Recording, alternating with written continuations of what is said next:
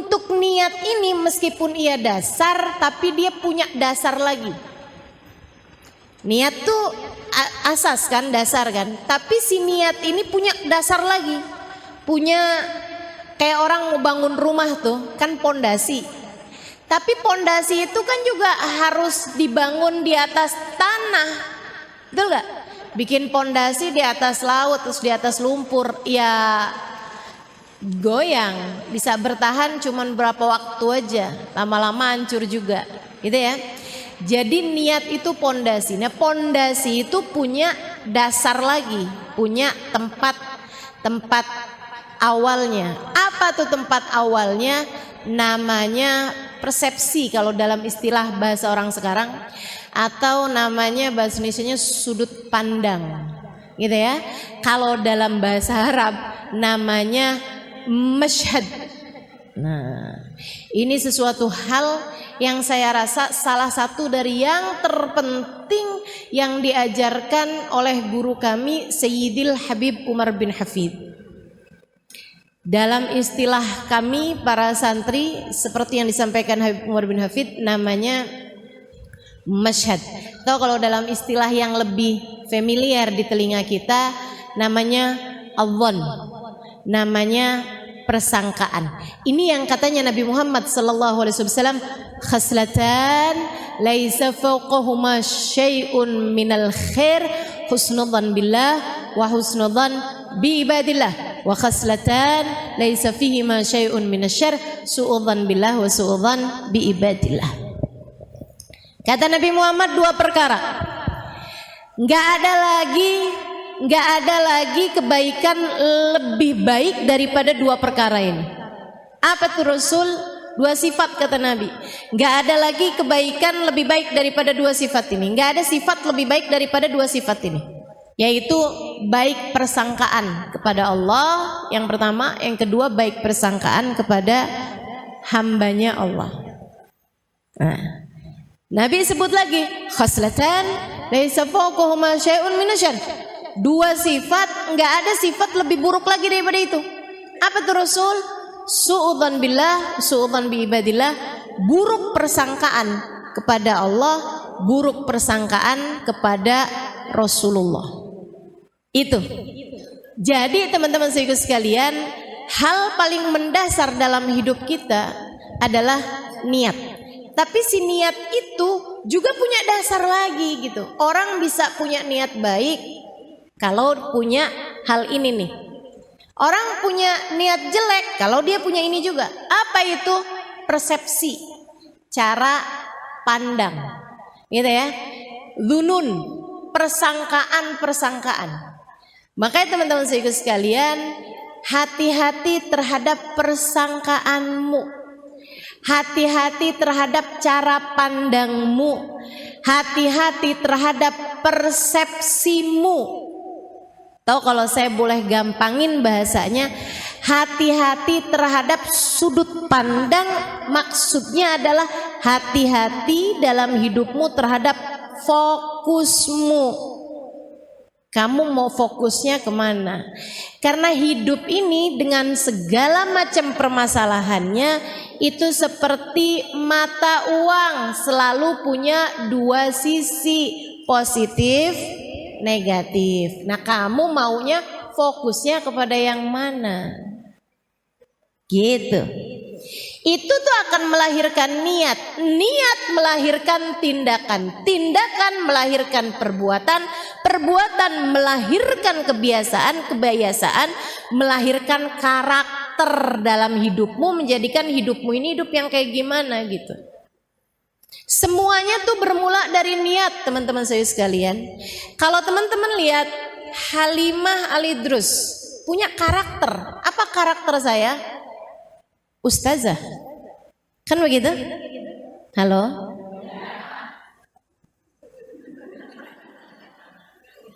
Orang masih lagi mikir udah dikasih jawabannya gitu. Saya kelamaan kalau suruh mikir sendiri ya. Itu namanya karakter, kan begitu ya? Melekat dalam diri saya. Ibu-ibu kalau dengar nama Halimah Al-Idrus, apa yang ibu-ibu bayangin? Ustazah gitu. Pasti jarang banget ada yang misalnya gitu ya, Halimah Al-Idrus, oh selebgram. Enggak kan? Walaupun follower saya banyak.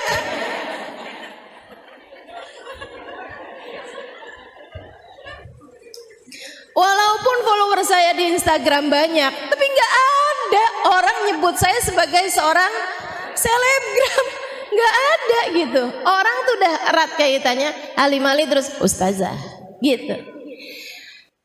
Nggak ada orang nyebut saya kayak misalnya gitu ya, Halimali terus oh YouTuber. Walaupun YouTube saya sampai sempet dihack gitu ya. Kalau nggak karena aktif di YouTube kan nggak sampai ada yang ngehack kan, gitu ya teman-teman sekalian. Tapi nggak ada gitu orang nyebut saya sebagai YouTuber gitu. Orang nyebutnya Halimali Idrus adalah ustazah. Itu namanya karakter. Nah, kenapa saya jadi ustazah? Karakter itu terbentuk kenapa? Karena adanya kebiasaan. Apa kebiasaan saya? Mengajar. Iya kan? Kalau kebiasaan saya nyapu, orang gak akan sebut saya sebagai seorang selebgram, sebagai seorang ustazah gitu. Kalau kebiasaan saya adalah memasak misalnya gitu ya, saya bukan ustazah akan tetapi seorang koki. Bukan artinya saya nggak pernah masak, bukan artinya saya nggak pernah nyapu gitu ya, akan tetapi itu semua tidak menjadi sesuatu hal yang kebiasaan yang saya lakukan. Kan begitu? Gitu ya. Karena saya punya kebiasaan mengajar, saya punya karakter ustazah. Kan begitu? Nih, ujungnya nih karakter ustazah. Nah, sebelum jadi sebuah karakter itu jadi kebiasaan dulu mengajar. Dari zaman kapan ustazah mengajar? Itu tadi tuh. Di Asofa aja 2003. Kurang lama apa saya ngajarnya? Dan itu bukan kali pertama saya ngajar di tempatnya Ustazah Fatimah Segaf nih teman-teman, yang waktu itu belum jadi ustazah gitu ya. Itu bukan kali pertama saya mengajar. Kapan kali pertama saya mengajar? Sebelum itu kapan? Tahun awal kali saya diminta mengajar itu justru oleh seorang perempuan yang saya rasa paling banyak mengubah hidup saya, Hubabah Nur bintil Habib Muhammad bin Abdullah Al-Haddad. Tahun 2000 doang.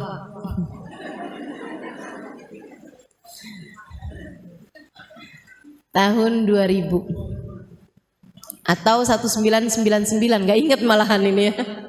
Iya sekitar segitulah. Saya rasa 1999 itu kejadiannya.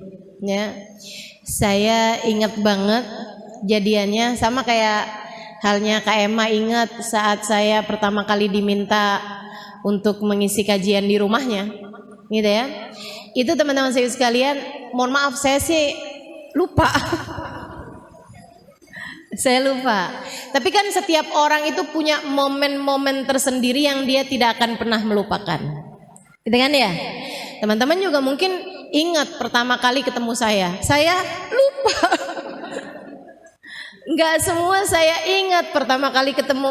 Ustazah ketemu saya pertama kali kapan? Maaf ya. Lupa. Nah sekarang aja belum tentu ingat. Mudah-mudahan ingat semua ya. Ibu-ibu sekalian saya muliakan, saya ingat banget awal kali saya diminta mengajar. Itu pada tahun yaitulah 1999 akhir saya rasa ya. Dan saya berangkat ke Tarim itu tahun 1998. Usia saya waktu itu 19 tahun. Saya diajak oleh abang saya, belum ada Daruz Zahra. Belum ada Daruz Zahra. Dan saya belum kenal Habib Umar bin Hafid, Hubabah Nur, belum kenal sama semuanya. Abang saya ajakin saya gitu ya untuk nemenin dia pergi ke Tarim karena dia males mondok.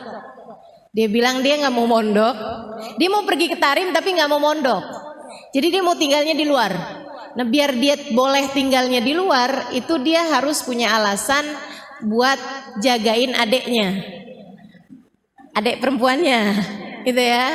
Sebab kalau yang dia ajak adek laki-lakinya, ya kenapa nggak dua-duanya mondok aja, gitu kan? Jadi dia bawalah adeknya ini yang perempuan ini. Saya tanyain, kenapa saya mesti ke sana? Saya itu lagi seneng-senengnya mondok.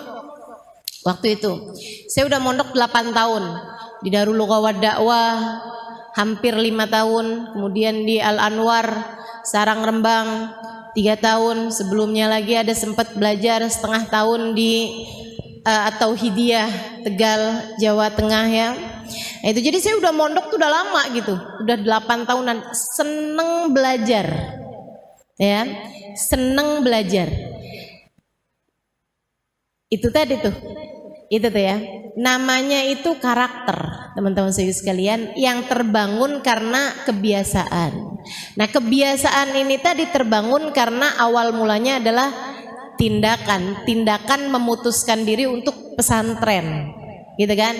Kemudian selama di pesantren saya punya kebiasaan belajar dan saya seneng sama kebiasaan tersebut. Lagi seneng-senengnya mondok di pondok pesantren, abang saya ajakin, udah memang mau lulusan itu ya.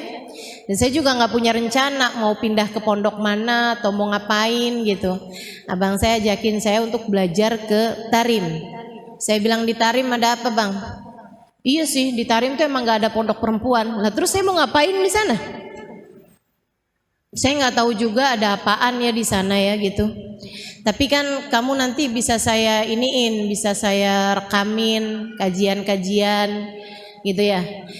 Dia bilang nanti kamu bisa dengerin gitu. Tapi kayak nggak menjanjikan gitu ya. Saya jadi di Tarim tuh ngapain ya? Kamu bisa cuciin baju saya, masakin saya. Itu kayak agak jadi TKW bukan? Kayak nggak menjanjikan gitu. Dia bilang udah kamu bawa aja kitab-kitab kamu, jadi nanti kamu bisa pelajarin di sana. Lah kalau mau buat pelajarin aja kenapa jauh-jauh ke sana ya?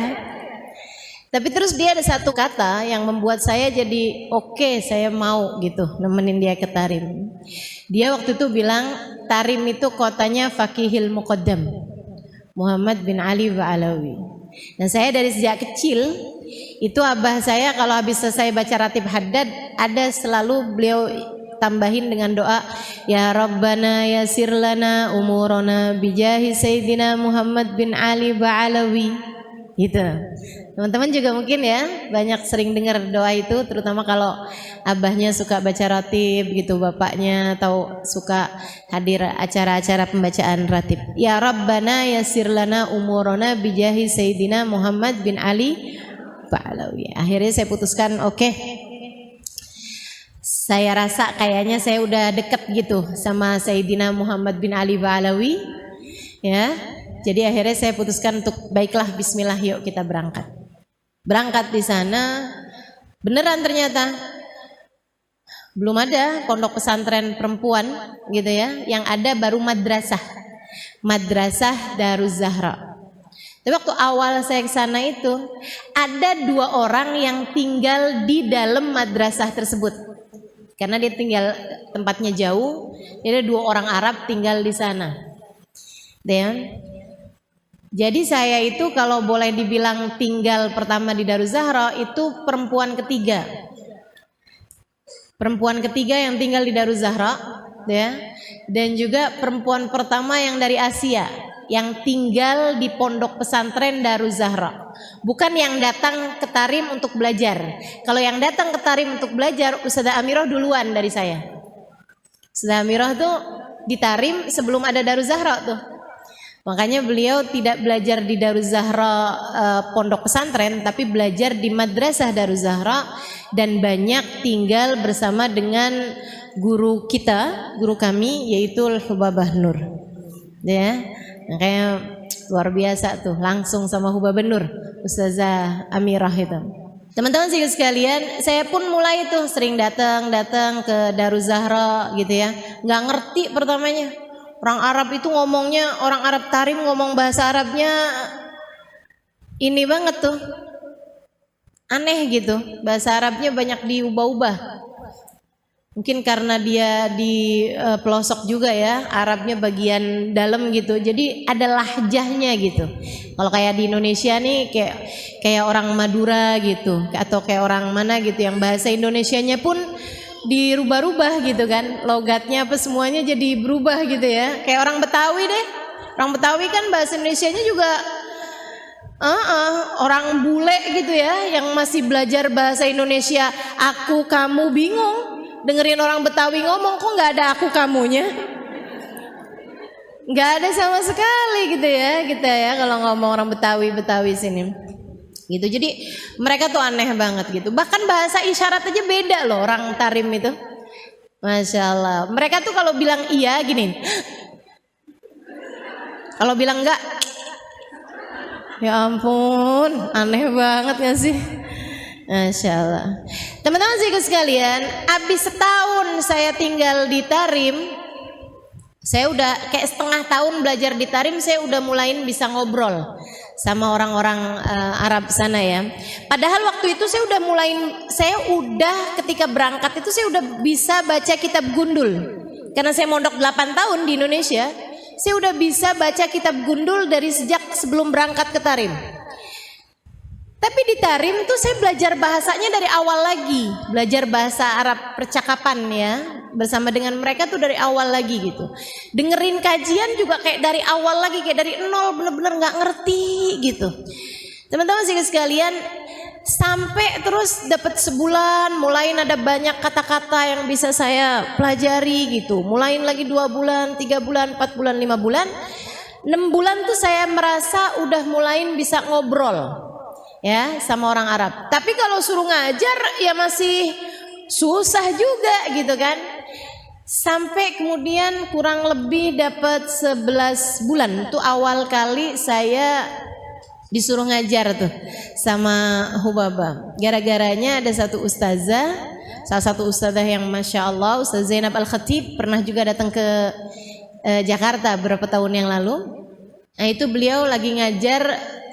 Saya senang banget hadir kajian beliau sirah Nabi, sejarah Nabi. Itu dia bisa nyeritain detil-ketil tahun kejadian, waktu kejadian, nama-nama tempat, kota-kota, sama petanya tuh dia bisa gambarin kejadiannya tuh di daerah sini. Ini nih deketnya sama daerah sini.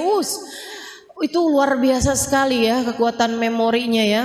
Orang Arab nih emang nggak banyak dosa, makanya nginget-nginget sesuatu jadi cepet banget gitu. Orang kita nih kebanyakan dosa, gampangan lupa. Akhirnya teman-teman, ada satu waktu Ustazah Zainab ngajarin fikih. Nah nih, kalau urusan fikih itu saya memang waktu di Sarang Rembang di Al Anwar itu pelajaran paling banyak yang saya pelajari adalah fikih. Makanya teman-teman kalau belajar fikih dari saya nggak usah merasa kayak yang bener nggak sih ini ustazah nyampein, nggak usah, percuma. Kok lain ya sama yang diajarin sama siapa misalnya gitu ya, nggak usah. Teman-teman nggak usah ngerasa yang bener nggak sih ini ustazah nyampein, tenang. Kamu tinggal nanyain aja, ustazah itu adanya di kitab apa, itu pendapatnya ulama siapa gitu kan. Ya, saya akan mampu mempertanggungjawabkan semua apa yang saya sampaikan. Karena saya belajar fikih itu bukan sebentar. Saya itu nyaris hafal semua isi kitab I'anatut Thalibin ala Syarhi Fathil Mu'in, dan itu 4 jilid yang saya ketika sebut namanya teman-teman tahu aja kagak. Enggak, bukan saya mau meremehkan dirimu, enggak. Tapi udah kelihatan dari mukanya udah.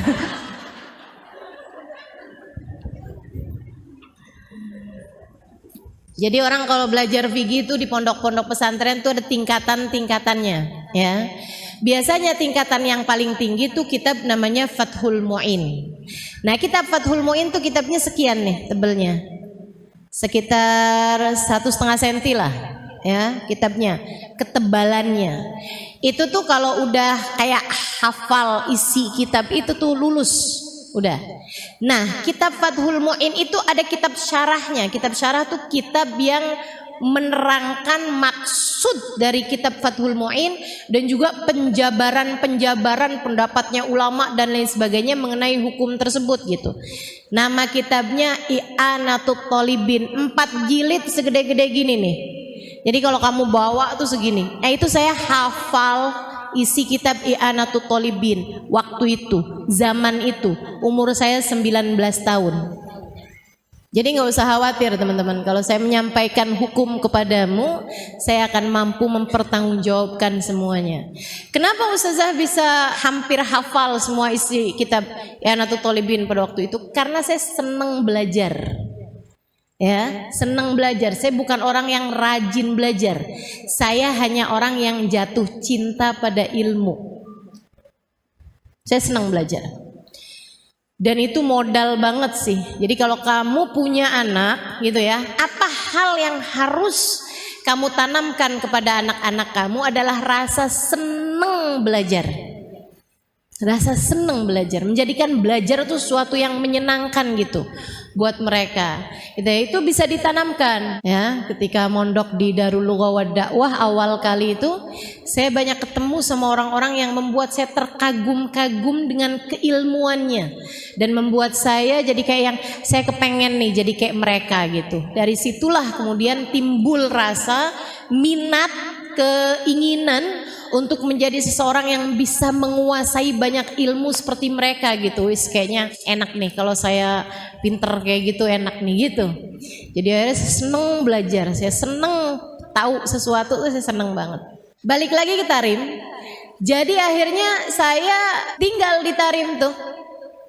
Ustazah Zainab lagi ngajarin fikih. Ada satu pembahasan Ustazah Zainab. Ustazah waktu itu bahas masalah wudu teman-teman. Pas pembahasan tentang tartibul wudu, syaratnya wudu, rukunnya wudu, salah satunya adalah tartib.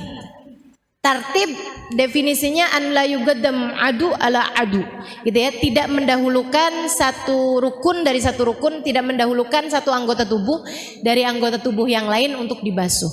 Gitu, mesti yang muka dulu, habis muka selesai baru tangan. Jadi kalau teman-teman wudunya itu di pancuran, terus bilang kayak gini nih, nawaitul wudu li rafil hadasil asghar lillahi ta'ala, Allahu akbar sekalian semuanya gitu. Gitu ya. Itu enggak sah, yang sah cuman mukanya doang. Gitu.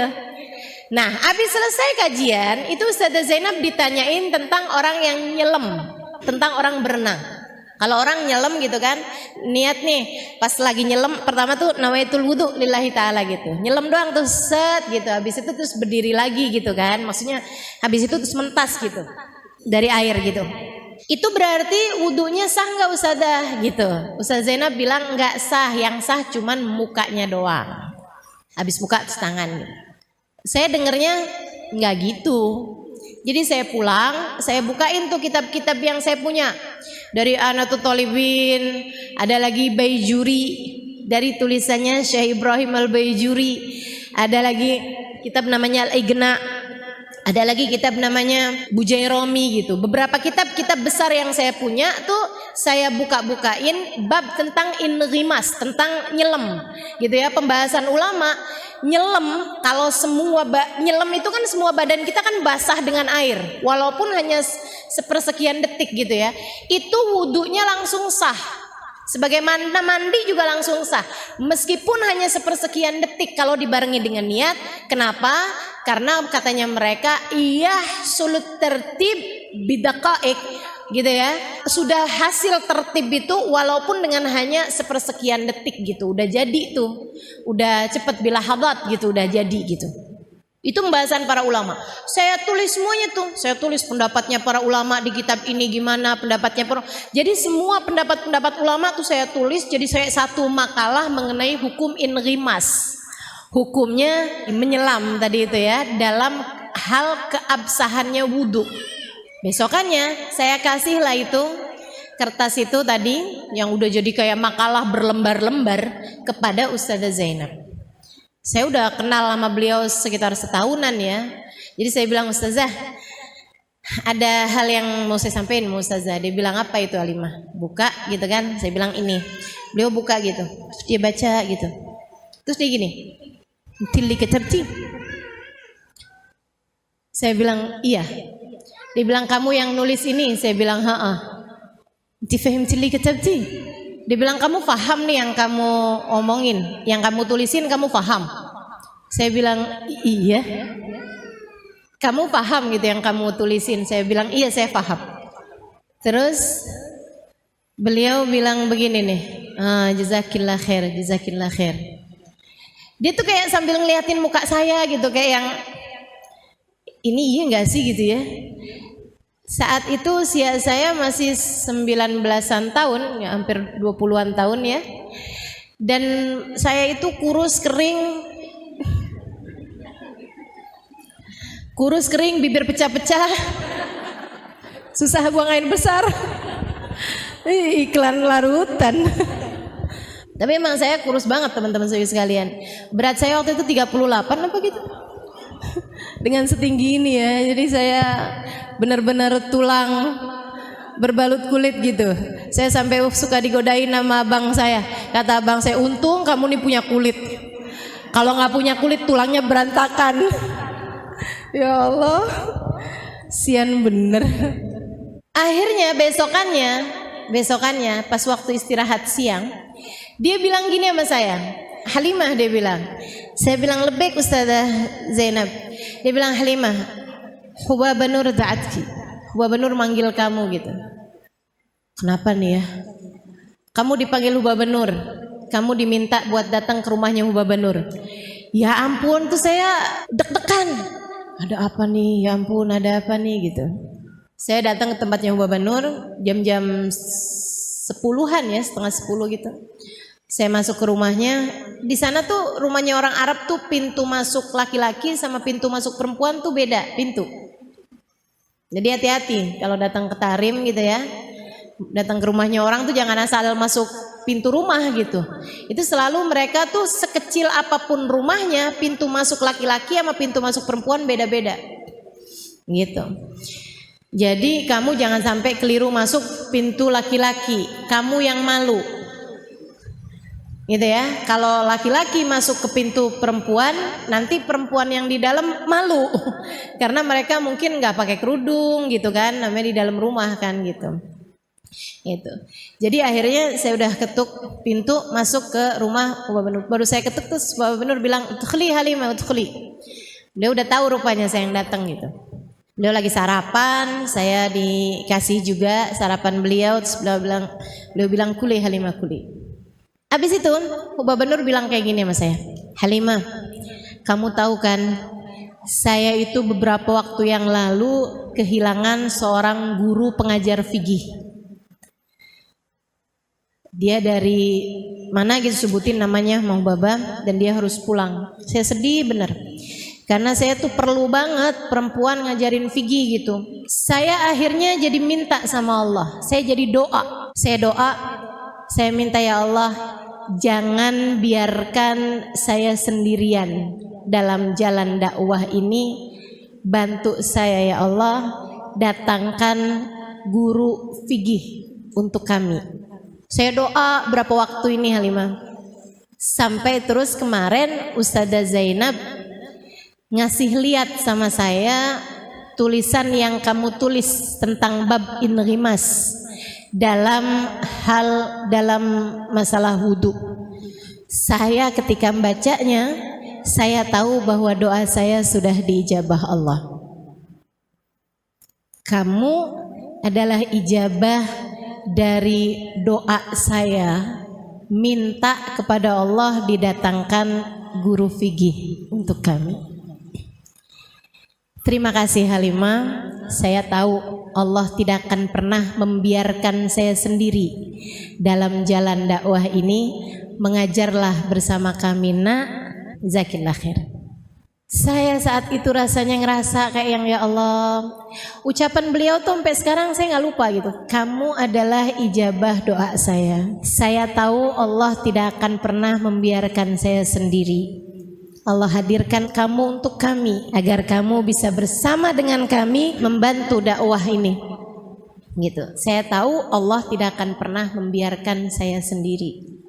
Terima kasih Halimah mengajarlah bersama kami. Itu teman-teman saya sekalian, menurut saya salah satu ucapan paling indah, salah satu di antara ucapan paling indah yang pernah saya dengar. Gitu ya. Kalau Kak Emma tadi cerita bahwa saya bilang sama dia itu kan, buat Kak Emma apa sih yang enggak? Gitu ya. Buat Kak Emma apa sih yang enggak gitu. Waktu itu saya ngomong kayak begitu gitu. Dan itu menurut dia adalah salah satu dari ucapan indah yang pernah didengar dalam seumur hidupnya gitu kan. Salah satu dari ucapan-ucapan indah yang pernah didengar dalam hidupnya. Nah, saya menganggap bahwa permintaan Hubabah kala itu juga merupakan salah satu dari hal terindah dalam hidup saya yang pernah saya dengar. Saya bilang marhaba Hubabah, marhaba. Doakan saya biar saya bisa.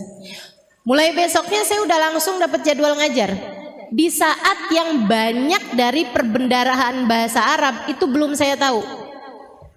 Saya ingat banget, saya pernah menyampaikan mengenai syarat-syaratnya sujud. Di antara syarat sujud itu harus ada tahamul. Tahamul itu yang neken bagian kepalanya. Kalau kamu sujud kamu itu bisa dianggap sah kalau kamu itu sujud di atas sesuatu yang keras. Gitu ya, bukan sesuatu yang sangat lentur banget gitu. Kamu nggak sah tuh sujud di atas sesuatu yang sangat empuk banget gitu, yang sampai kamu tuh nggak neken sama sekali gitu, kayak asal nempel gitu aja tuh nggak sah. Harus ada nekennya bagian kepala. Nekennya itu dengan definisi kalau sekiranya ada kerupuk tuh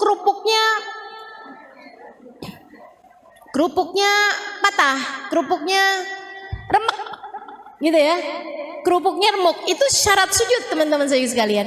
Nah itu saya waktu ngasih tahu sama teman-teman yang orang Arab, kan yang belajar ke madrasah masih kan, ada orang-orang Indonesia, ada orang-orang mana juga yang pada berdatangan, ada orang Barat juga yang pada mulai berdatangan tahun itu, tapi mayoritasnya orang-orang Arab. Nah dan saya mengajarnya dalam bahasa Arab gitu kan, saya nggak tahu bahasa Arabnya kerupuk. Saya bilang kalau ada sesuatu di tempat sujud kamu, itu kalau kamu tekan dia pecah. Nah apa gitu kan? Apa ya? Zujaj katanya anak-anak ini, jadi main tebakan. Kaca, enggak sampai kaca. Ya ampun serem banget kalau syaratnya sujud harus mecahin kaca. Enggak sampai kaca saya bilang. Apa ya? Makanan apa ya dibilang kayak gitu? Makanan yang kalau kamu makan terus dibilang kerupuk. Ya ampun, gampang banget bahasanya.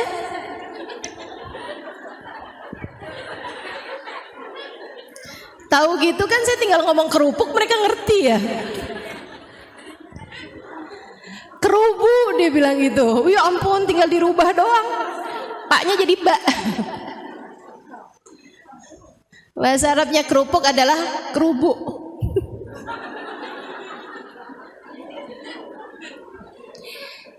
Saya pun mengajar mulai tahun itu 1999 sampai dengan sekarang tahun 2022. Berapa tahun tuh?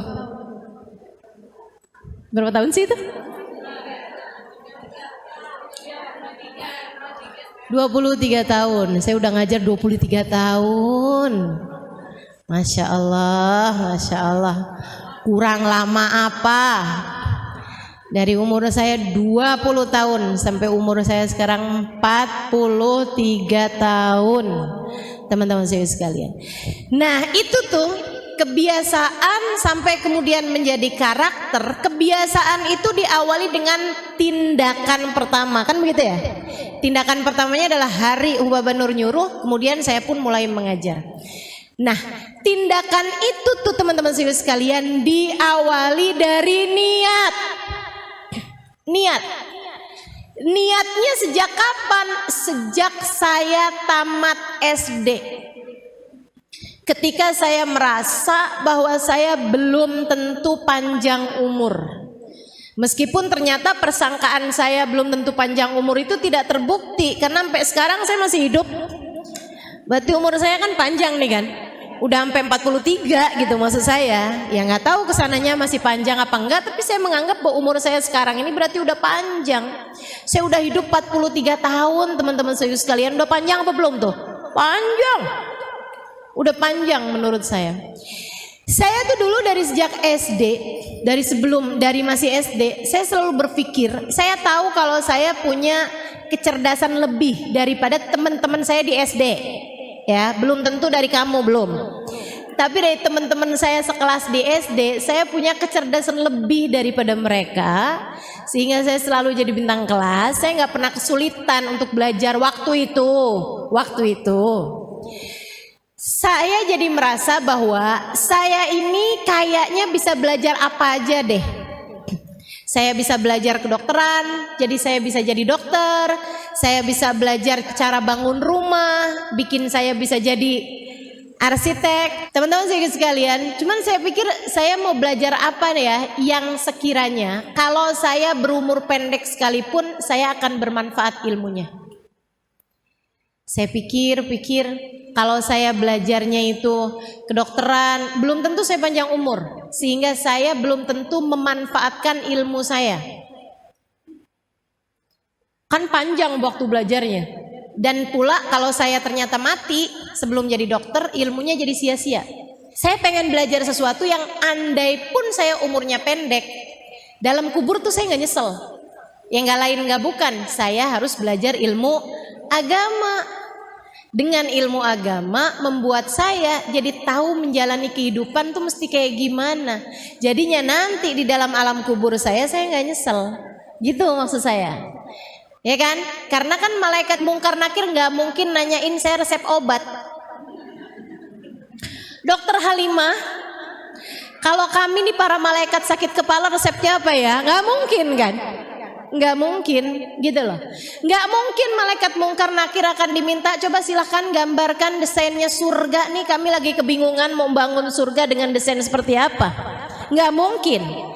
Jadinya yang saya pikir ya udah dah, saya mau belajar ilmu yang di kuburan pun saya akan ditanya mengenai itu, yaitu ilmu agama. Ya kan begitu kan? Ilmu agama gitu. Tuhan kamu siapa? Dan itu kan bukan dijawab pakai lisan, akan tetapi pakai hati. Ini saya kepengen gimana caranya biar Tuhan saya tuh meresap ada dalam hati saya seumur hidup saya. Kalau ditanya-tanya apa kitabmu gitu ya, apa imammu, apa petunjukmu dalam kehidupan, saya akan bisa menjawab Al-Quran imami, Al-Quran adalah imamku, Al-Quran adalah petunjuk dalam kehidupanku dan saya ngerti isinya Al-Quran. Jadi saya harus belajar ilmu agama. Itu sejak hari itu saya punya niat, teman-teman saudaraku sekalian. Sampai kemudian lahirlah tindakan berupa saya belajar di pondok pesantren, kemudian terus belajar di pondok pesantren, terus belajar di pondok pesantren. Niat saya selamat di akhirat, bermanfaat ilmu saya buat banyak orang. Gitu. Sampai dengan saya mulai mengajar, sampai kemudian menjadi kebiasaan mengajar tersebut, sampai kemudian menjadi karakter seperti yang teman-teman tahu sekarang ini. Jadi kalau teman-teman sekarang nih mau ngerasa, wah saya nih dalam hidup nih kayaknya nih karakternya salah nih. Apa sih sebenarnya karakter yang kita harus bangun? Ya selain daripada saya seorang ustazah, mungkin yang lain kamu sebagai seorang apa, kamu seorang apa. Apa sebenarnya karakter wajib yang harus kita punya teman-teman saya sekalian? Ini saya kasih tahu. Kita ini di atas muka bumi ini punya sebuah karakter yang harus kita punya. Semua dari kita ini mesti punya. Karakter apa itu? Karakter Abdullah. Karakter hamba Allah. Ya. Karakter ibadallah. Karakter hamba Allah. Satu. Yang kedua karakter umat Rasulullah, umatnya Nabi besar Muhammad. Karakter yang terbangun di atas kalimat La ilaha illallah Muhammad Rasulullah. Karakter la ilaha illallah, Allah Tuhan kita, dan itu karakternya Allah, karakternya kita hambanya Allah. Karakter Muhammad Rasulullah adalah Nabi Muhammad, Nabi kita, dan kita adalah umatnya Nabi Muhammad. Kan begitu teman-teman sekalian. Siapapun dirimu, siapapun diriku, siapapun kita sekalian, nih karakter kita adalah la ilaha illallah Muhammad Rasulullah, menjadikan kita hamba Allah, umat Rasulullah. Itu dia karakter kita. Nah, untuk karakter itu harus ada kebiasaan yang dibangun menunjukkan kamu adalah hambanya Allah. Kebiasaan. Kebiasaannya apa? Kebiasaannya yang Allah bilang, "Wa ma khalaqtul jinna wal insa illa liya'budun." Tidaklah aku ciptakan jin dan manusia selain untuk ibadah kepadaku, selain untuk menghamba padaku. Jadinya karakter kamu sebagai hambanya Allah dibangun di atas kebiasaan, yaitu ibadah. Ibadah pada Allah Subhanahu wa taala. Ibadah itu apa? Salat. Oh iya, betul. Sedekah. Iya. Apalagi? Baca Quran. Iya. Oke, apalagi? Hadir majelis. Ibadah apa bukan nih? Ibadah. Saya mengajar, ibadah apa bukan? Ibadah. Kemudian lagi nutup aurat. Ibu-ibu pakai bajunya ibadah apa bukan ibadah? Ibadah, karena menutup aurat. Begitu kan ya? Puasa. Ibadah, gitu kan ya? Di saat kamu lagi puasa, makan sahur, ibadah bukan? Makan buka, ibadah bukan? Ibadah. Di saat kamu lagi nggak puasa karena kamu sedang menstruasi. Saat kamu lagi nggak puasa karena kamu adalah seorang istri yang suamimu sedang ada di kota, tinggal bersama dengan kamu, itu memang istri nggak sunnah buat sering-sering ibadah sunnah, ibadah puasa sunnah ya. Karena kan setiap kali ibadah puasa sunnah takut mengurangi hak suami dari dirimu gitu. Nah, kamu ketika enggak lagi puasa karena Allah, karena kamu melaksanakan perintah Allah untuk suamimu, dan karena kamu memang sedang dalam keadaan menstruasi misalnya, berarti kamu enggak puasa, ibadah apa bukan? Ibadah. Berarti kamu makan, ibadah apa bukan? Ibadah. Ketika kamu mau pergi majelis taklim, kamu naik mobil, ya kan ya? Mobilmu ini kemudian kehabisan bensin, kamu isi bensin. Ibadah apa bukan? Kenapa bisa ibadah? Karena kamu ngisi bensinnya mau pergi ke majelis. Nah, kamu dapat duitnya itu, gitu kan ya, yang untuk kemudian kamu pakai buat ibadah, entah dari suami kamu, entah dari kamu bekerja, misalnya begitu ya. Berarti tuh kamu bekerjanya tersebut, entah kamu jualan online, entah kamu jadi penjahit, misalnya gitu ya, entah kamu dengan menjadi istri yang soleha, karena kalau saya nggak soleha nih nanti nggak dikasih duit bensin buat pergi ngaji nih. Berarti kamu ketika menjalankan tugas-tugas kamu yang untuk mendatangkan kehidupan duniawi, ibadah apa bukan ibadah? Ibadah. Dari situ kita tahu teman-teman saudara sekalian, kalau kamu niat hidupmu ini untuk ibadah kepada Allah, dan kamu dalam hari-harimu itu menjalankan karakter sebagai hamba Allah dengan memiliki kebiasaan-kebiasaan yang Allah Subhanahu wa taala ridho, kamu melakukannya, maka semua yang kamu lakukan dalam hari-harimu itu bernilai ibadah. Yang perlu kamu tegaskan terus-terusan dalam hidup kamu, dalam hari kamu adalah: satu, benerin niat; dua, jauhin maksiat. Itu melahirkan kebiasaan yang bagus. Dua hal tersebut teman-teman sekalian, melahirkan kebiasaan yang bagus itu dengan dua hal tersebut itu. Yang pertama, jauhin dosa. Yang pertama benerin niat, yang kedua jauhin maksiat, jauhin dosa. Gitu ya. Dua hal itu kalau kamu kerjain terus-terusan gitu, semua yang kamu kerjain tuh bisa jadi taat. Semua yang kamu kerjain bisa jadi ibadah, dan itu enaknya jadi hambanya Allah. Kamu jangan kirain di hari akhirat nanti yang bakalan menuhin timbangan amal pahalamu tuh cuman sholat, sedekah gitu ya, hadir majelis ilmu, puasa, baca Quran gitu. Enggak, salah teman-teman saya sekalian. Kalau kamu mau tahu yang bisa menuhi timbangan amal kebaikanmu tuh semua hal. Kamu makan bisa ada pahalanya, kamu mandi bisa ada pahalanya, kamu pakai baju ada pahalanya, kamu beli bajunya ada pahalanya, kamu pakai kaos kaki ada pahalanya, kamu beli kaos kaki ada pahalanya, kamu masak ada pahalanya, kamu cuci piring ada pahalanya, kamu nyapu ada pahalanya, kamu buka tirai pagi hari ada pahalanya, kamu ngapa-ngapain bahkan kamu nafas tuh bisa berpahala semuanya teman-teman saya sekalian. Itu dengan syarat, satu kamu bagusin niat, dua kamu jauhin maksiat, kamu jauhin dosa. Semua yang kamu kerjakan bisa ketulis di dalam catatan amal ibadah kamu nantinya. Jadi begitu ditimbang gitu kan ya, timbangannya nih bukan cuman urusan kebaikan-kebaikan sholat apa segala macam. Nah kalau urusannya kayak begitu pahala kita dikit loh. Betul apa enggak? Ibu kalau yang ditimbang di timbangan amal kebaikan tuh cuman sholat, emang kamu sholat berapa rakaat? Berapa lama sholatnya tiap hari? Hitung dah coba.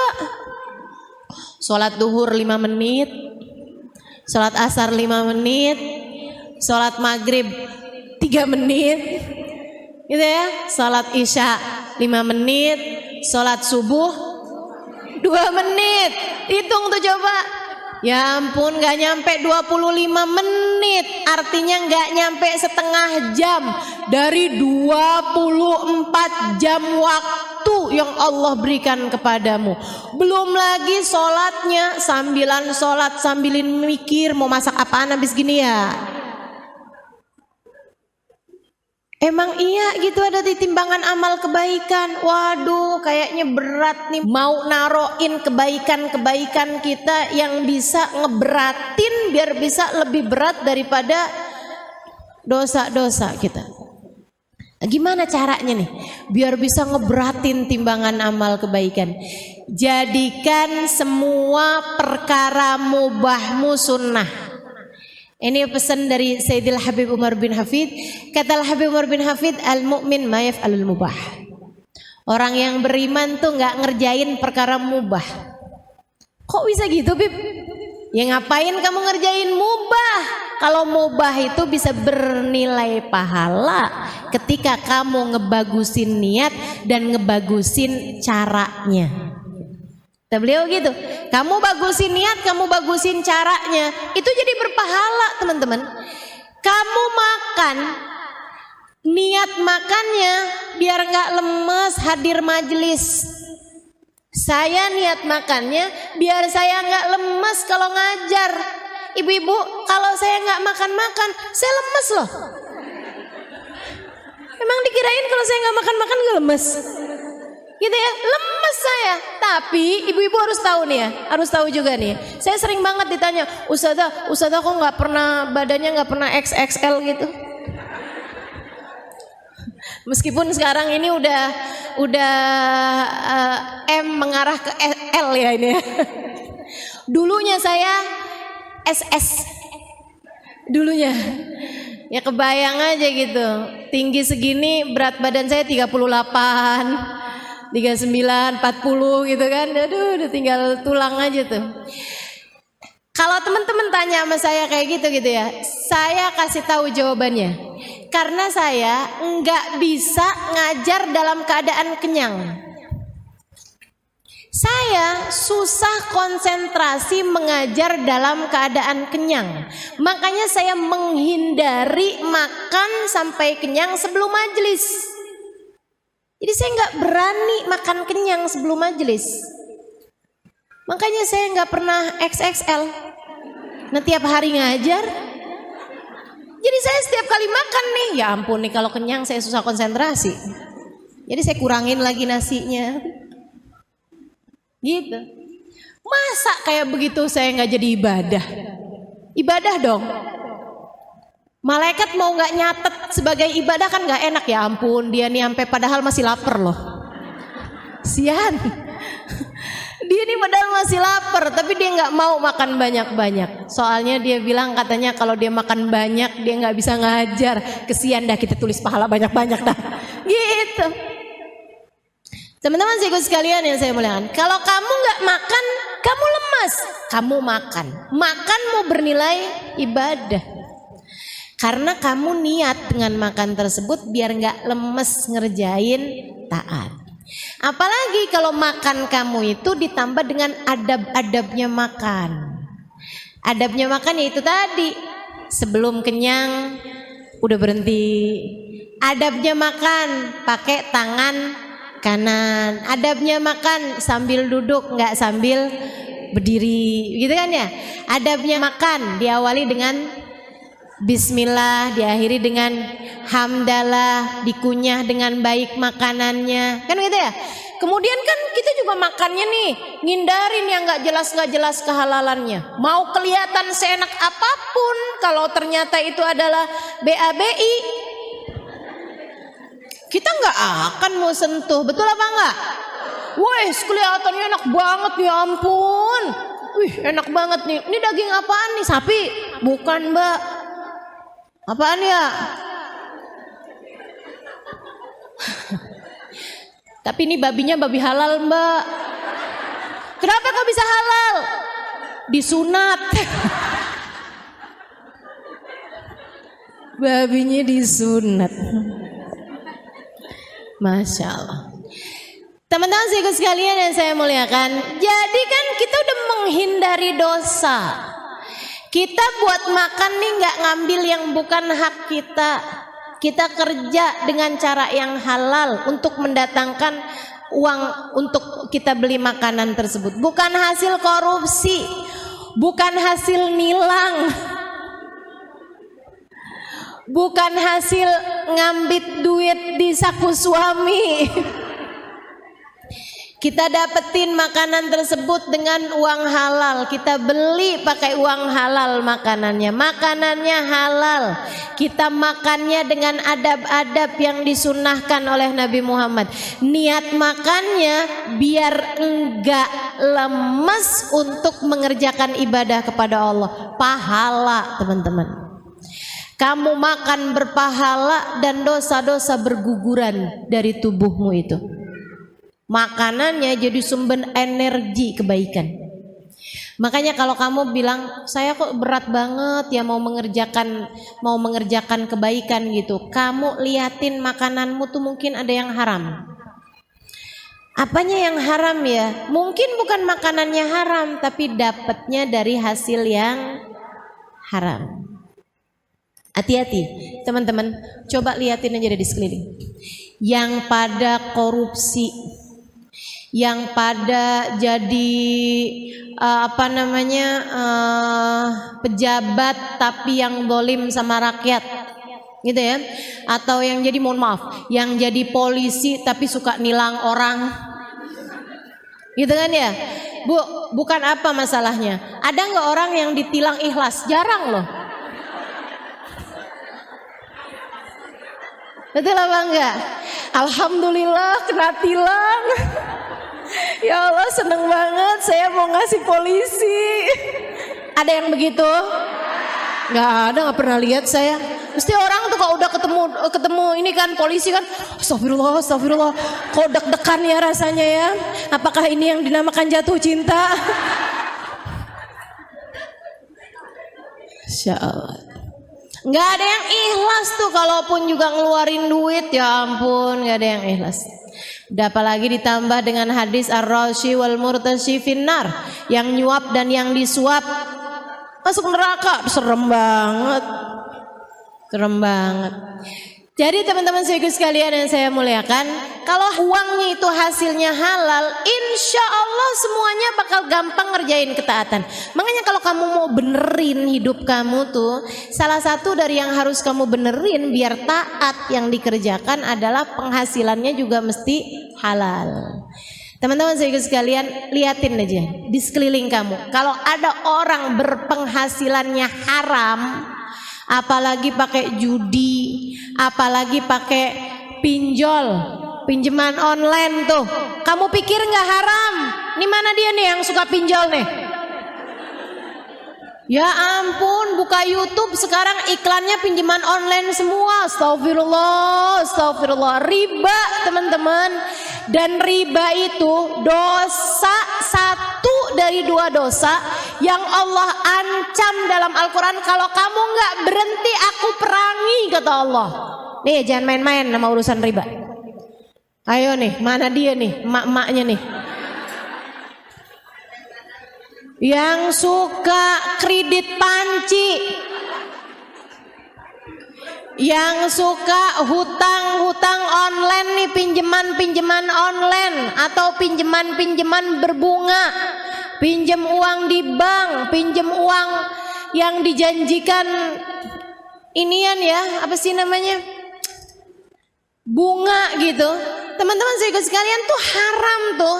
Dan jangan main-main teman-teman saya sekalian. Haramnya bukan dosa kecil, tuh dosanya gede. Sampai katanya para ulama, salah satu dari dosa-dosa tertinggi yang bisa dipastikan pelakunya matinya tidak husnul khotimah. Dalam Al-Quran, saya baca nih di Quran nih. Oh, saya baca Quran dan insya Allah banyak yang ngerti artinya. Saya baca Quran. Di dalam Quran hanya ada dua dosa loh yang disebutkan sama Allah. Kalau kamu nggak berhenti, aku perangi kamu, kata Allah. Fa ilam tantahu fa'danu biharbin minallahi ta'ala wa rasulih. Kalau kamu nggak berhenti, aku ajak kamu perang.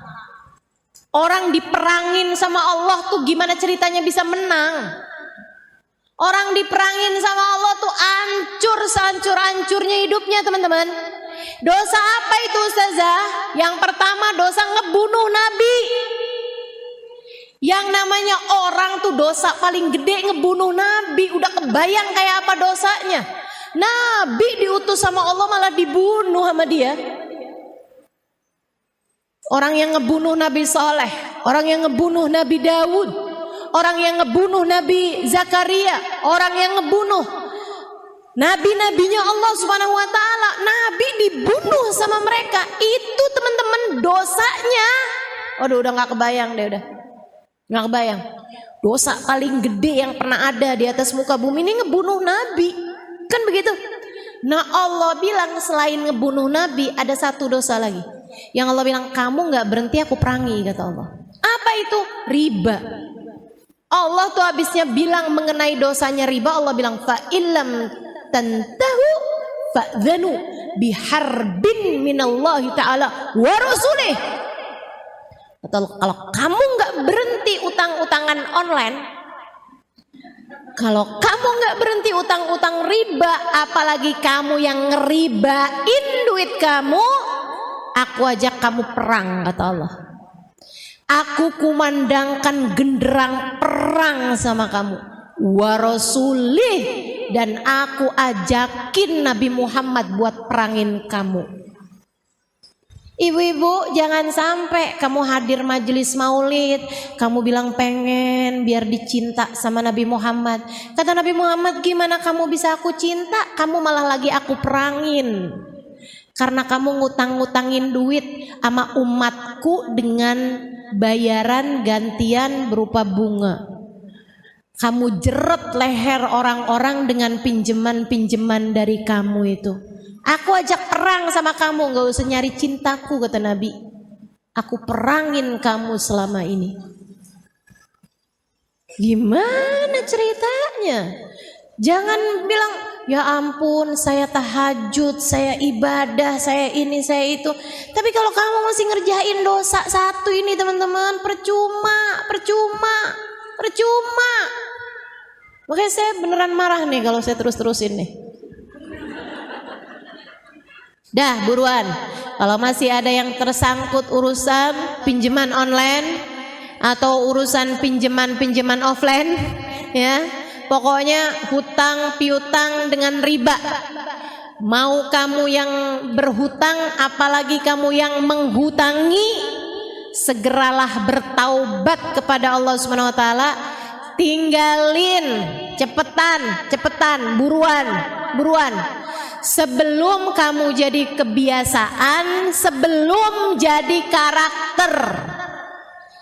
Si fulana, siapa dia? Oh, tukang renten itu. Ah, tuh sebelum jadi gitu. Sebelum jadi karakter.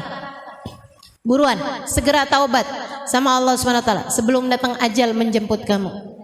Udah teman-teman, nggak usah pakai habisnya ustazah kalau saya nggak pinjem-pinjeman kayak begitu tuh ustazah, saya nggak punya apa-apa.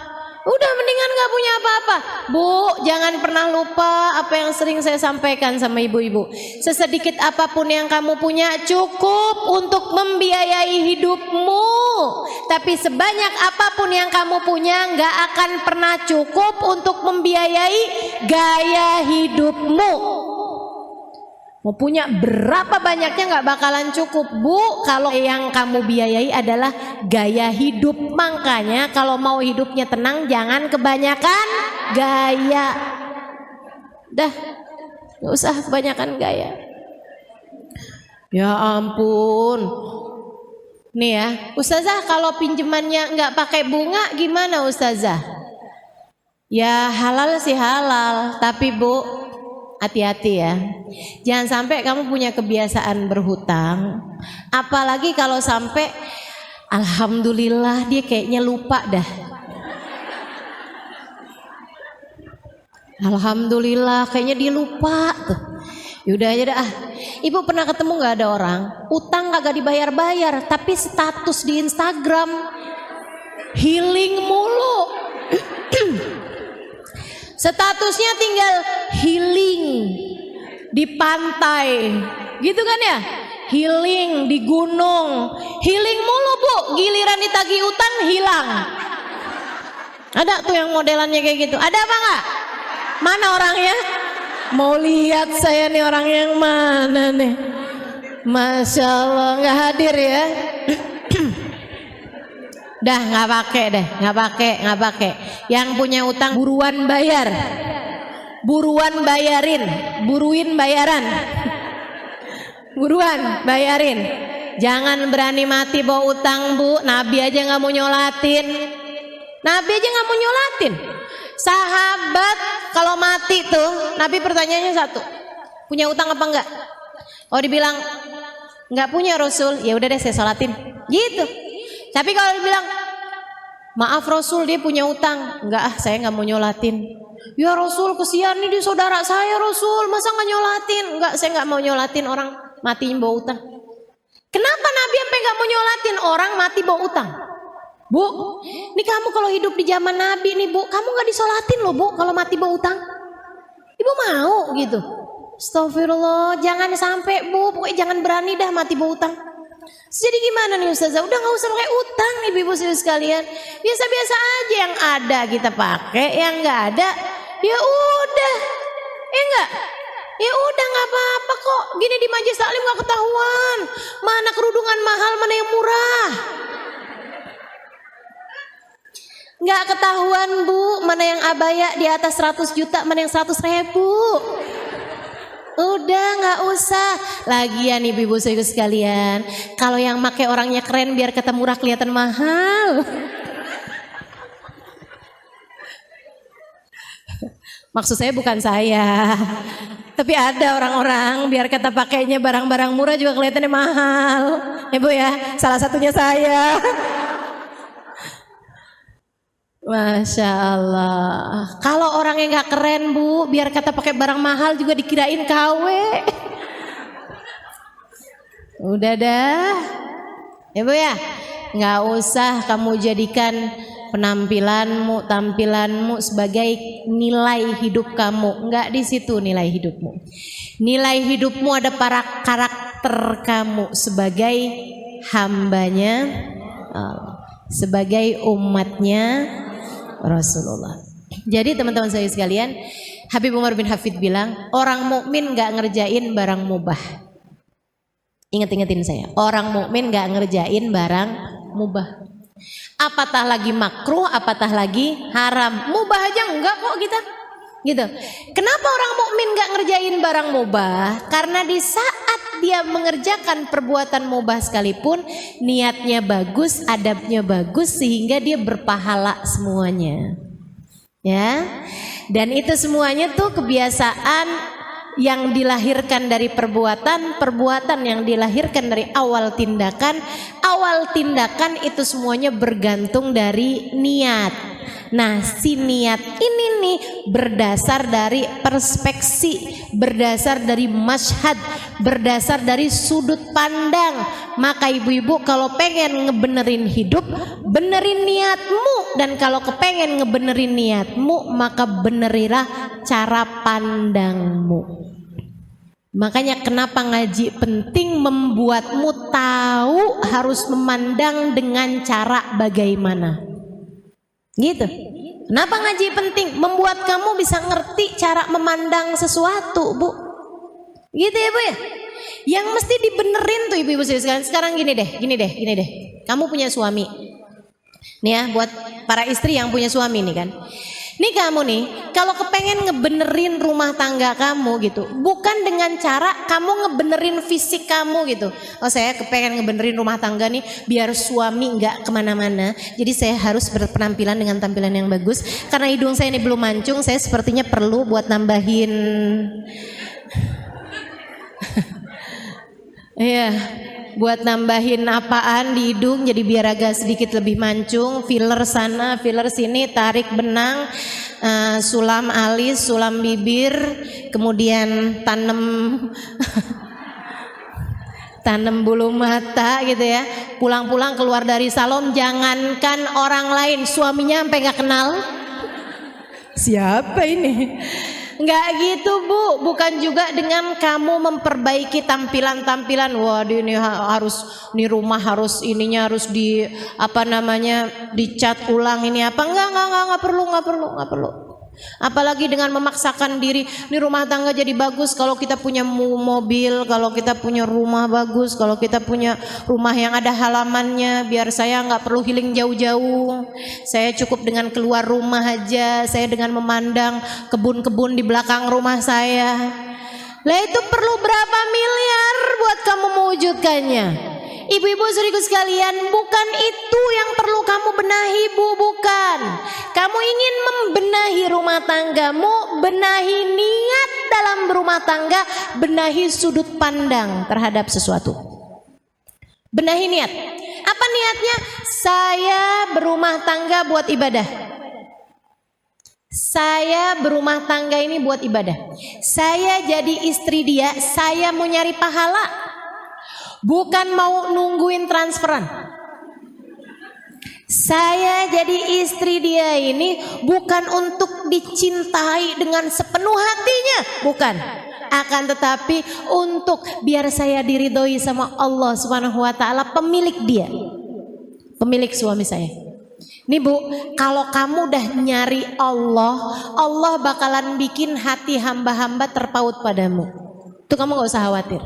Kamu dapetin Allahnya, Allah bakalan kasih semuanya. Anak-anak soleh-soleha, suami cinta sama kamu, saudara sayang sama kamu. Kalau kamu dapat ridha Allah Subhanahu wa taala, gak usah khawatir itu. Jadi kamu nyari Allahnya, itu niat kamu. Apa-apaan nyari ridha Allah. Jangankan dalam perlakuan kamu kepada suami kamu yang besar-besar, bahkan sekedar kamu senyum sama suami, kamu nanyain apa kabar dia, kamu pijitin kakinya, bukan karena biar kamu dikasih transferan lebih banyak, Akan tetapi karena kamu ingat nih semuanya pahala nih, ya Allah, saya pengen nyari pahala di sisimu ya Allah. Ini ibadah saya nih, disuruh baca Quran suka ngantuk, disuruh tahajud suka berat matanya, disuruh puasa lapar, ya udah deh yang enak-enak aja dah, pijitin kaki suami. Kan begitu ya? Senyum di hadapan suami itu pahalanya nambah-nambah terus. Malaikat rokib sibuk loh ibu-ibu. Jangan kamu kira di saat kamu tahajud, di saat kamu baca Quran gitu ya, saat itu aja malaikat tuh kemudian sibuk. Belum tentu nyatet pahala sholat kamu tuh semuanya kecatet. Apalagi sholat kamu masih gelambiar pikirannya kemana-mana. Tapi di saat suami kamu lagi datang, kemudian kamu senyumin, apa kabar, gimana tadi di luar, kok kamu senyum-senyum gitu, seneng jadi bini abang. Sehat-sehat ya bang ya ampun bang, mudah-mudahan abang panjang umur. Bang, abang tahu nggak bang, saya mau ngomong bang. Apaan kata suaminya? Bang, abang tahu nggak sih bang? Apaan sih, kamu mau ngomong apa sih? Abisnya saya pikir-pikir ya bang ya. Apaan? Kata suaminya, abis saya pikir-pikir ya bang ya, abang tuh hadiah Allah paling bagus dalam hidup saya bang.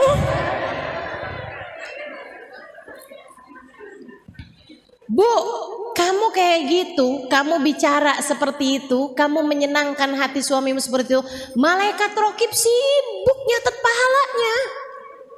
Jangan dikira enggak, banyak banget itu tuh pahalanya. Itu yang harus kamu lakukan teman-teman saudaraku sekalian. Benahi niat, benahi sudut pandang.